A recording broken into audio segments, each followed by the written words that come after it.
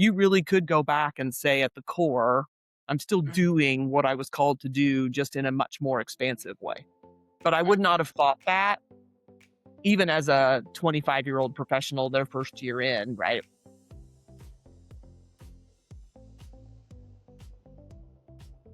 Welcome to the When I Grow Up podcast, where we talk about what people wanted to do when they grew up, what they do now, and how they got there. And today's guest, Ali, is an old friend of mine from Indiana who really has followed a pretty straight trajectory in many ways. And yet, where she is now, she'll tell you, isn't the normal path for others who are in her role. When she was young, she wanted to be a marine biologist, and now she is a university president. And it is a really fun story to talk about how those two worlds actually have some connection points. Can't wait to share it with you. So let's dive in. Hey, thank you for being here. I'm really excited to have this conversation with you today. I know we've known each other a long time, but obviously the listeners don't know you. So, one of the first questions that I always dive into is, what did you want to do when you grew up? Wow. That's a good question. And nothing I can remember. I was thinking about that the other day. I remember in my sixth grade, some class I had in the sixth, well, I remember it was the sixth grade, the random things that you remember, right, about your life, that we had to do some type of a call a professional or interview a professional, that somebody that we wanted to something we wanted to do. And I remember that I wanted to be a marine biologist, and so I wrote to SeaWorld and asked them to send me as much information as they could on I was obsessed with dolphins and whales and all the things, right? And I remember I got so excited that they sent me back all of this whole packet of information on all the things that it would take to work at SeaWorld. Why? I thought that was what I want. I don't know, but I have this vivid memory of that, and clearly I did nothing related to that. But at some point in my life, I wanted to work with dolphins and whales. I mean, I don't know about you, but when I was growing up, that was the time that Flipper and Free Willy and all of those movies were coming out. I Right? imagine there was a heavy influence on marine life at the time. Yeah. It seems like I remember we did a trip to Disney too. I can remember some pictures. We did a trip to Disney somewhere just prior to that, maybe just a year or two prior to that, and probably went to SeaWorld and just had this kind of like Shamu was at the time was there, like the killer whale kind of a thing. And so I just remember thinking how cool. I mean, I grew up on a farm, right? We had animals, like animals were just kind of what we did growing up. And so I was an animal lover in general, but that was like a whole new direction of things. And so that at some point, so I would say that, when I grew up, right, like as far as from the like aspirational, when kids that want to be a firefighter or a cook or all that, I apparently wanted to work with dolphins. So, I mhm. think it's really cool that they responded to. I I know. I that's cool to me. I just love that they did that. Right, yeah, and I can remember I kind of, like I went back and interviewed, like, my aunt who worked in a factory of, so did something else just so I had the report done, and then after the fact, I remember, getting this and getting to, like, do a second part of it because I had gotten this information back from them, which was pretty cool, that they invested in, like, a 12-year-old kid who was interested in, yeah, that. So yeah, I think a lot of places are really open to when kids ask questions about jobs. There's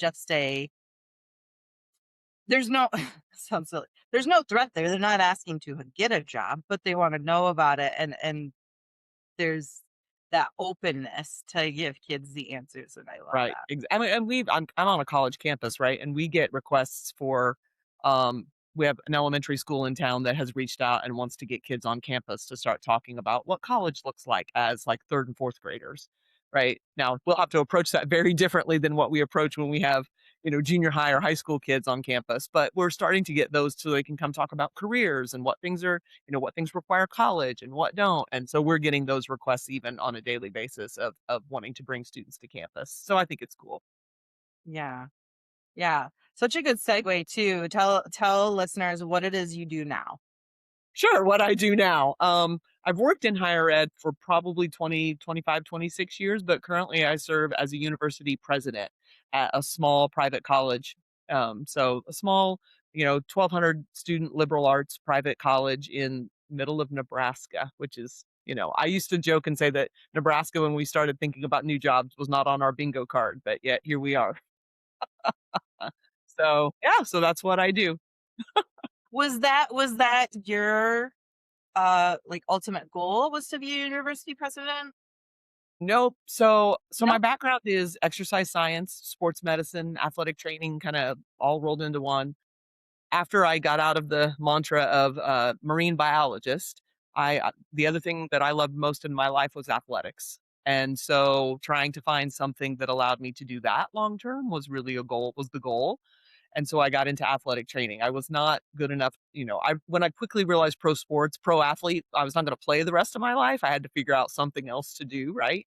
And so I was fascinated with athletics and knew that that was something I wanted to do. So in college, I got into athletic training, got to spend tons of time on the court, watching practice, and then I also just I'm a little bit of a busybody and a nosy person, so I like in athlete you kinda know what's going on, right? You see somebody get hurt, I liked to be in the center of that, and so I liked the thought of being able to care for somebody who was hurt, and so that was how I even got into higher ed was that I got to work in athletic training in a training room, and I got to teach students about how to do it, and that was kind of fantastic. So when I started in higher ed, and if you look at other, like, college presidents and those types of things, my trajectory and my path from athletics and specifically from athletic training, the number of people that come through that path is very small, like, very, very Yeah. small. You see a lot of college presidents who are from the business world or who from the liberal arts, like English and those types of things, or, they're business like I said, business people or something like that. Coming through up out of the athletic training department is a very, very uncommon path to this role. But I just started discovering that I really enjoyed higher ed. I enjoyed college campuses, and I wanted to learn more about things outside of the area that I was in, this kind of little small athletic bubble. And so that kind of led to a progression over the years through academics and those types of things. As I, just started to advance and learn more about the college campuses, I realized I kept wanting to do and know and more things about other areas of the campus. And but no, I mean, probably not even until maybe 2 or 3 years ago did presidency really start to even enter my brain, and that's only because some people spoke it over me, and I never really thought myself. Okay. I was curious about that. If it felt like you had reached the end of working in athletics, or if it was more of a like as a career pivot, because that does happen. But it sounds like you were okay where you were at, but then people started to say, "Hey, this is a good path for you," and you listen. Right. Yeah, there were 2 parts really. One of them was, yes, I love teaching and kind of the natural progression, and then people starting to say, "Hey, you should think about being an administrator," which kind of in higher ed is dean to kind of vice president, kind of that trajectory. And the other was frankly, like, an athletic life is the schedule is really tough, and we had little kids. And so it was both. It was the call of a mom, right? And what things I needed to do to kind of better ta help take care of my family, but I also deep down loved teaching and was really intrigued about the path that the other side of the college campus could afford me, and so it was both. But yeah, it was a lot of people telling me that I should pursue some things outside of kind of the sphere I was in, so. Yeah. How did you end up as university president? I know you talked a little bit about kind of some of your own journey there, but how did you end up where you are? Right, so, I mean, even though I came up out of a kind of an abnormal out of the athletics, I did follow in some cases what people would call a traditional path where I moved out of athletics and became a faculty member. So I was an educator. I taught for the better part of 10 years in the classroom at the college campus. And then, like I said, dean to vice president, and then began the next logical step up from that. Really, if you want to move up, the only place you go from the place I was president. So so it's like, right, but I followed that kind of a traditional path where you teach for a period of time and then you kind of become the division chair and then you become the dean over a bigger section and then you become vice president of academics over kind of the academic area of the whole campus. And when you get to that level, you start engaging with people who do all the other big parts of campus, right? The enrollment side, the finance side, and you begin to learn more about the other parts of campus and work together at a very high level to try to advance the whole institution, and that became fun for me to learn about all the other parts of campus that I didn't really yet know much about, which is as a president, then you kind of have no choice, right? You have to learn about all Yeah. of those parts. And so, yeah, so the progression up was fairly, again, I came out of a weird spot, but the path up after that point was fairly traditional. Lots of university presidents come out of a faculty role. Mhm. Yeah. I'm so curious about the work that you do and what parts of it you like the most. I Yeah. imagine there's parts that you're Um, like, I could take it or leave it, but there's probably parts that you're just like, this is so fun. I love this part. What are those parts for you? yeah. So if you look at any version of my strengths or Enneagram or any of those things, right? I'm drawn to people and relationships, and those are kind of what drive me. And so the best part of the job are the students. It's absolutely the best part of the job. So like being on like when you sit as a vice president, your interaction with students are really only if they get in trouble. Like if I have to like meet with them about something that they've done, right? Dishonesty kind of thing. At the president level, you can just walk around campus and chat with students, have them over to your house. Like we intentionally live 4 blocks from campus, so that students can like some universities have a house for presidents. Ours didn't, but we live 4 blocks, so it's walkable, right? So we have a regular schedule of students that come over to our house and just sit and visit, right? We have some international students that come over, and students that live in other states that don't have, a home cooked meal. Like those are just things that I like to do, and learn about students and how they got to where we are and how they found out about our institution and how they and again, just a place for them to go that isn't the dorm. But even to go and watch athletic events or um theater productions or concerts or anything where our students are involved, that is by far, hands down, the best part of the job. Because you just get to see them thrive and know that your institution is kind of helping them thrive and achieve the things that they want to achieve. And then things like commencement, where you get to shake their hand and as they walk across the stage, those are the really cool pieces. But the same is true even for just the people that work here, right? Faculty, staff, just those relationships and hearing why people love to do this work, because it's not higher ed's a really really interesting place these days, right? There's been so much going on. Like that's just the nicest way I can say it, right? It can be messy. It Yes. can be Uh-huh. messy, right? Government regulations and just all kinds of things, right? And so there are absolutely challenges, and any small private school like us has, it's always about enrollment and how many students you bring in and how much revenue you like. Those are always tensions. But the flip side of it is just to be able to work with a group of people. We have a lot of people here who are alums of the institution, and so the pride that they have for the institution is really cool. And that part of it for me by far is, and I just have learned that I love to think about vision and think about where to take a place, right? To talk about as opposed to just the day to day. It's really weird to go from a job where you like everything is day to day, like what do we need to do about today versus I have a friend who's a college president, and she said, it's weird to think that my job is sometimes to just sit around and think. And I'm like, you're right. It's weird. Like, because there aren't always just tasks. There are, what's our strategic map for the next 3 to 4 years? Right. But I've learned that I would not have thought that was a strength of mine early on, but I've learned that I love to do it. I love to think about how to get us to where we need to go. So, yeah, there are a lot of good parts of the job.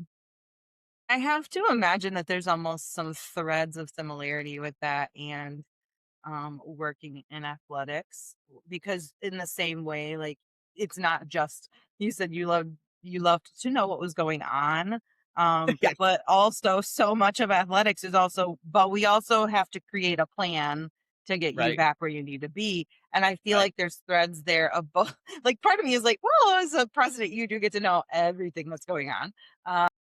For good and bad, right? That is true. Yeah, the good and the bad, and you get to plan out. You get to create those visions and those plans in connection with how it impacts people. Yeah. I don't know that I ever thought about that, but you're right. Like when we would do your rehab with an athlete, right? It would be here, but the plan is how do we get you to here, right? How do we set up those milestones and those paths to figure out how to get you to the end point, which was what we did all the time. And dealing with kind of a like in an injury, you deal with a crisis at the exact moment, but then you work on the strategy to get them back. And it would be the same here, like you said. for good and bad, I do know everything, which is you have to, like, temper that, right? There was a point in time where I really realized several months ago, I was like it was this weird kind of funk, and I was like, "What is the deal?"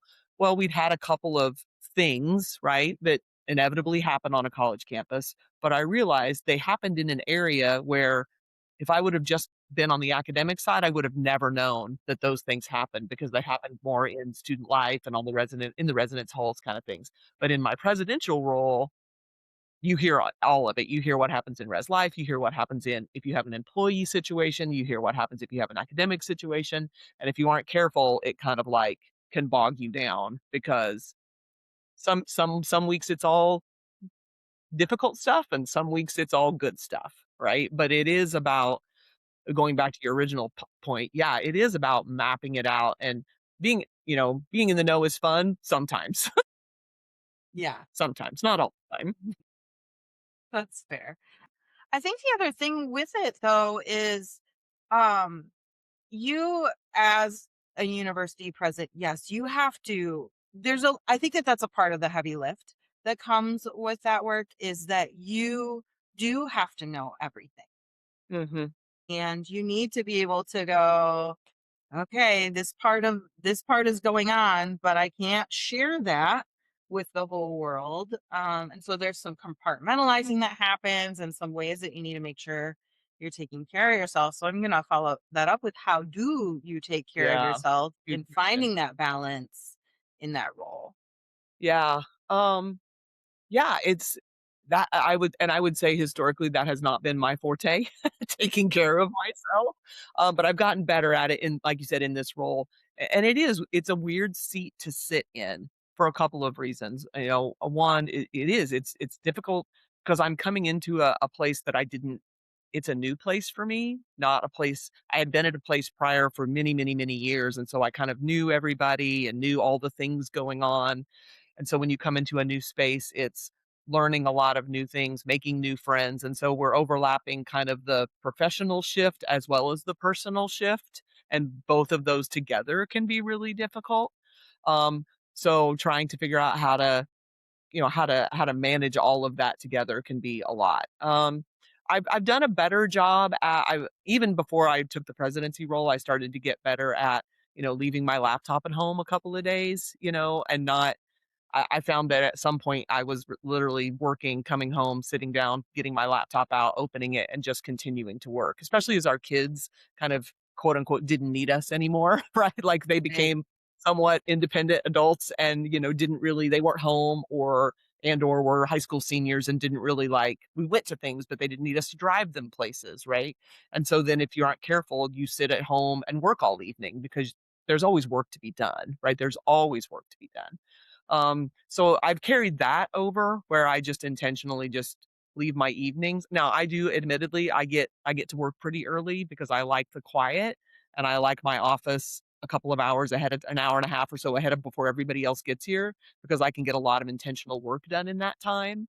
But it's also a good time for quiet time and reflection and just kind of a preparation for the day. That helps tremendously to feel like I'm not just rushing in and got to hit the ground running, but some of that intentional and Adam, my husband and I have been very intentional about, you know, what new things can we discover in this new place, right? What new things can we go do? How do we really become invested in the community, which is good for us, even just like I said, from a self-care perspective, to just take an afternoon or an evening and go discover a new museum or discover a new ballpark tonight. We're gonna go watch the minor league baseball team play, right? Just something new to do to get us invested so we're not just invested in the campus community, which is important, but also invested in the community. And then the simple things like making sure you find a good massage therapist and making sure you find a good counselor, right? All the things that help me kind of just because, it's like you mentioned, there are some things I can't share, right? And I learned pretty early on that while I love my husband, that's probably not the place to share all of that, right? And so a good counselor for me is a really important thing because there are just things I can't share that I can share with them that helps me decompress a little bit, even if they can't give me direction on the best way to solve the problem. Having somebody to be able to share that with is really important. Yeah, you quite literally need someone else to know. so that you could be like, and just some of this weight is off of me to hold on to it all Right? and That's everything. exactly what it is. It's just like a, like a word vomit almost, right? Like it's just blah. Here are all the things that are happening, and they're just kind of like, yeah, I get it, right? Like, and maybe you can try to find a way to get some stress. They just they're it's helpful, and I've found it to be very helpful. And again, it's better for my relationship with my husband if I don't dump it all on him. So yeah, but those things have been helpful, right? As we just try to because it could be in this role if you went to every event and you worked 8 to 5 every day and you went to every event, you literally could work 80 hours a week.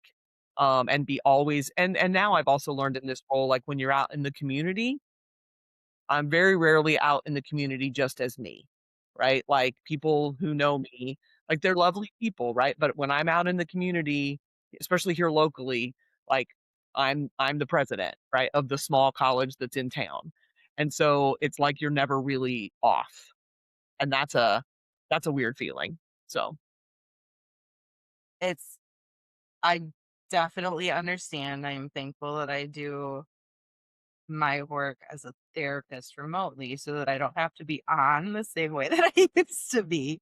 But I do mhm, understand that there are some pieces of the work that it's so important to know about, such yeah, as, hey, in a small town, you're gonna be on all the time, at least to some degree, and that's important to know. yeah. Absolutely.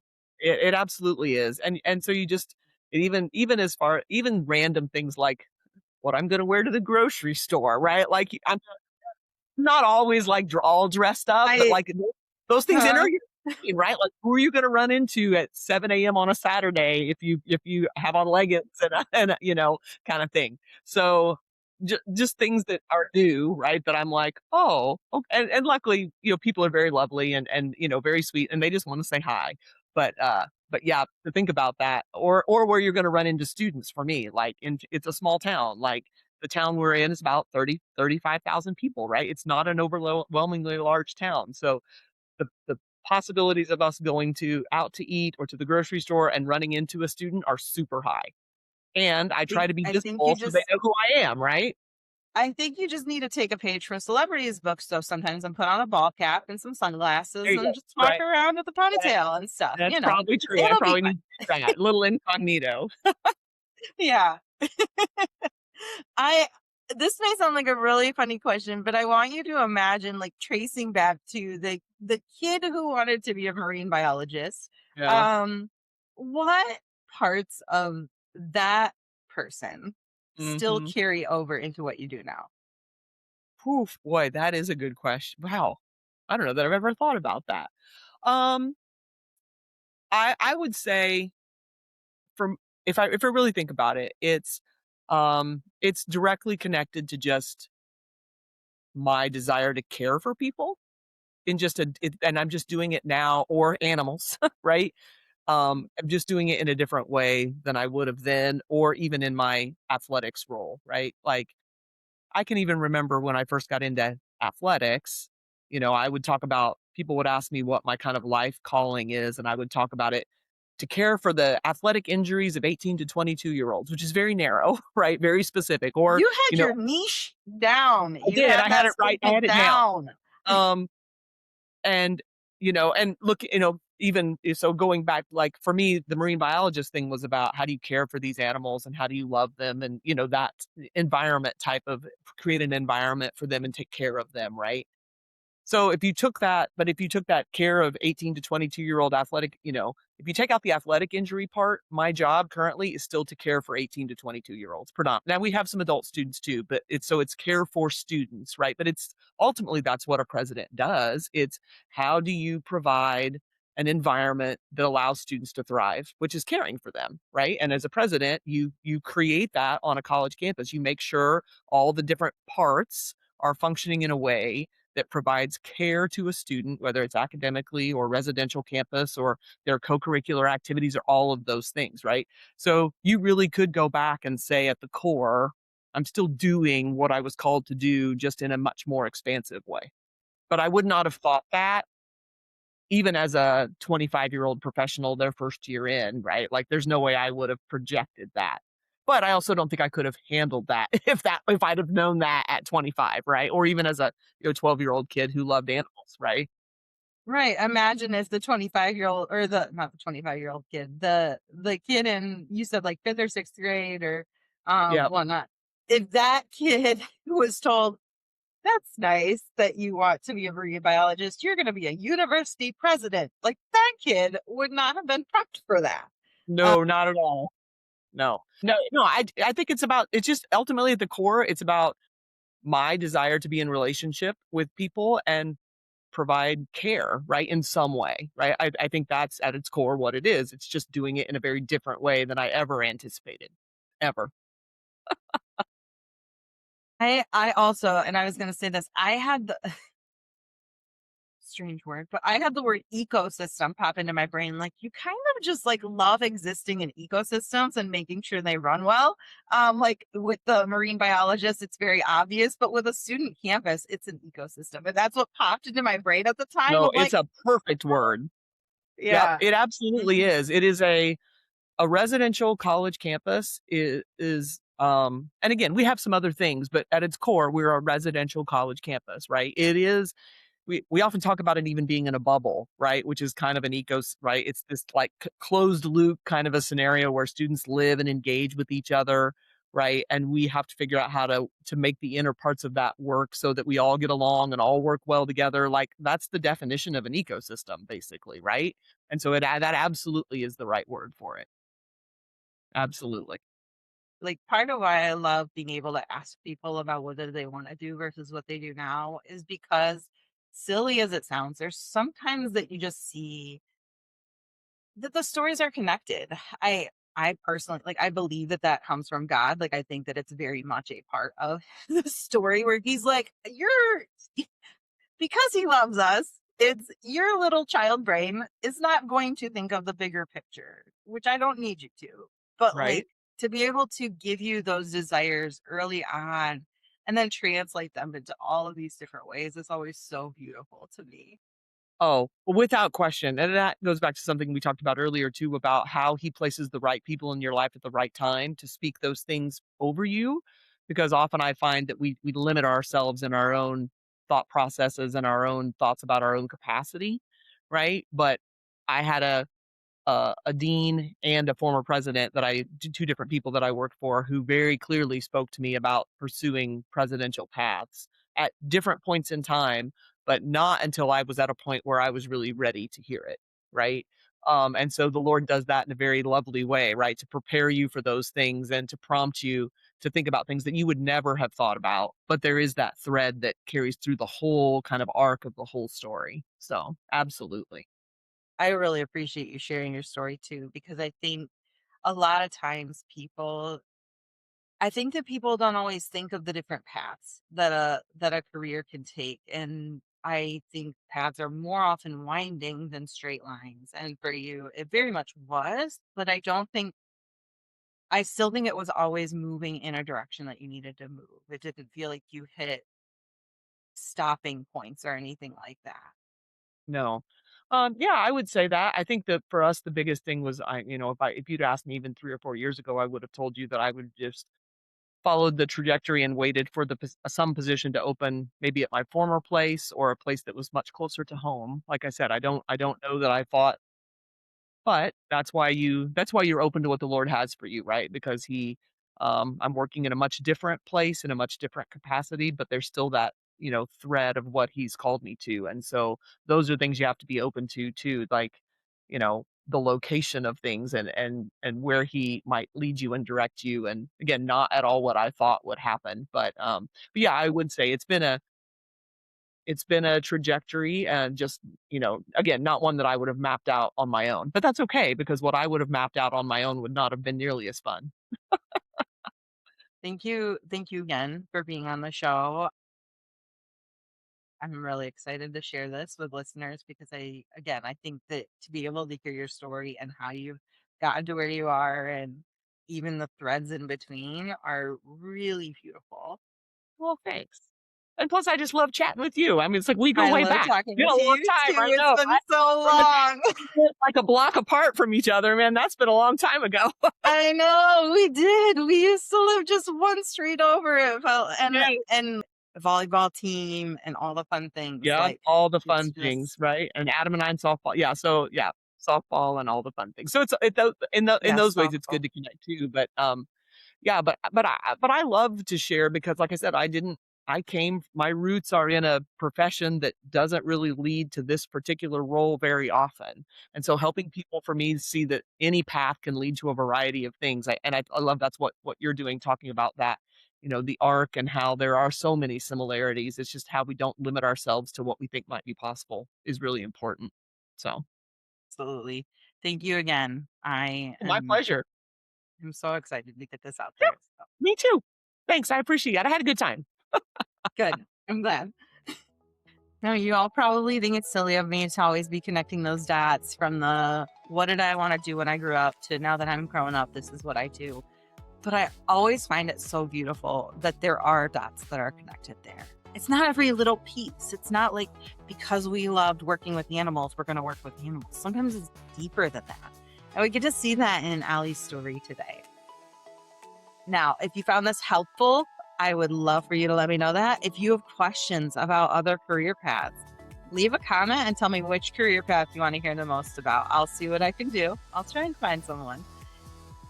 And if you watch this episode and you think, oh, hey, my friend would really like to know this story, share it with them.